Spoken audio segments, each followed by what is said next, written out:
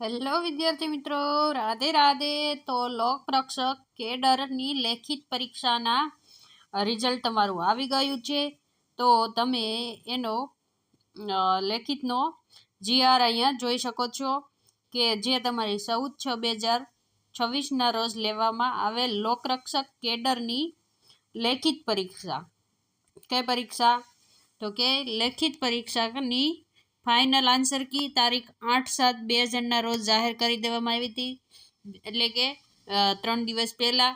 અને તારીખ 14/6ના રોજ લેવામાં આવેલ લેખિત પરીક્ષામાં હાજર રહેલા ઉમેદવારોને પોતાના ગુણ જોવા માટેની અહીંયા તમે ક્લિક કરશો યલો કલરમાં, એટલે તમારી રિઝલ્ટ ત્યાં ખુલી જશે. બરાબર.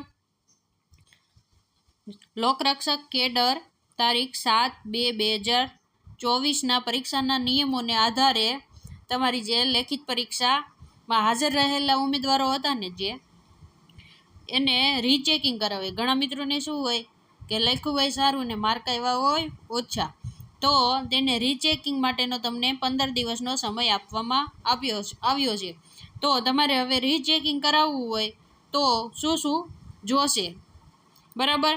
તો જે ઉમેદવારો પોતાની લેખિત OMR શીટનું રીચેકિંગ કરાવવા ઈચ્છતા હોય તે ઉમેદવારોએ રીચેકિંગ ફીના ₹500. ફી કેટલી છે? 500.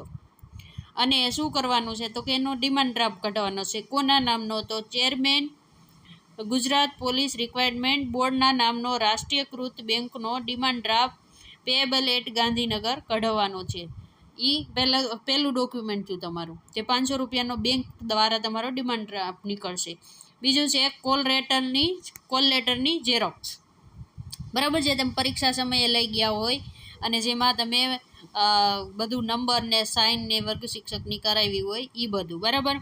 અને ત્રીજું છે અરજી, જેમાં ઉમેદવારે પોતાનું નામ, કન્ફર્મેશન નંબર, રોલ નંબર, પ્રશ્ન પુસ્તિકા કોડ અને મોબાઈલ નંબર અવશ્ય દર્શાવવાનો રહેશે. અને આ અરજી તમે ક્યાં સુધી કરી શકશો? જેને માર્ક ઓછા છે કે ઘણાને એમ થયું છે કે અમને અન્યાય થયો છે, તો એ મિત્રો 26/7/2026 સુધીમાં રૂબરૂમાં અથવા તો સ્પીડ પોસ્ટ કુરિયર દ્વારા પોલીસ ભરતી બોર્ડ કચેરી, બંગલા નંબર G12, સરિતા ઉદ્યાનની નજીક, સેક્ટર નંબર 9, ગાંધીનગર 38207 પિનકોડ છે. એ એડ્રેસ ઉપર તમારી અરજીને મોકલી શકો છો. પણ અધૂરી માહિતી કે ખોટી માહિતીવાળો ડિમાન્ડ ડ્રાફ્ટને અરજી ધ્યાને લેવામાં આવશે નહીં. અને જો તમે પોસ્ટમાં મિત્રો સ્પીડ પોસ્ટમાં જો તમે પેપર ખોલાવતા હોય તો તમારી અરજી છે એ 26 તારીખ પછી જો પોસ્ટમાં પહોંચે ત્યાં એડ્રેસ ઉપર, તો તમારી માન્ય ગણાશે નહીં. એટલે આપણી ખાસ સલાહ છે કે જે મિત્રોને રીચેકિંગ કરાવવાનું હોય એને રૂબરૂ ગાંધીનગર વયું જાઓ. શું કરવાનું? રૂબરૂ ત્યાં વયું જવાનું. બરાબર. અને અહીંયા તમને એક ખાસ નોંધમાં પણ લખી દીધું છે કે લેખિત પરીક્ષા દરમિયાન તમારા વર્ગખંડમાં જે CCTV કેમેરા હતા ને એની ચકાસણી થઈ રહી છે. જો તેમાં કોઈ ગેરરીતિ માલુમ પડશે ને તો સંબંધિત ઉમેદવારી રદ કરવામાં આવશે. એ બંધન કરતા રહેશે. એટલે કે તમારા જે CCTVના આપણે લાઈવ રેકોર્ડિંગ ચાલુ જ હોય છે એમાં, અને જે ક્લાસના હોય છે એની સાથે એ પેક કરેલા હોય છે તમારા જે પેપર ગયા હોય એની સાથે. બરાબર. તો એ ચેક થઈ રહ્યા છે, અને એમાં જો ગેરરીતિ કોઈ કરેલી હશે તો એ ઉમેદવારી રદ કરશે. અને પછી જો કોઈ ગેરરીતિ દેખાય ઘણી રીતે, જો કોઈ પકડાય કે બરાબર, તો એની વિરુદ્ધ કાર્યવાહી કરવામાં આવશે. આ એની ખાસ નોંધ છે.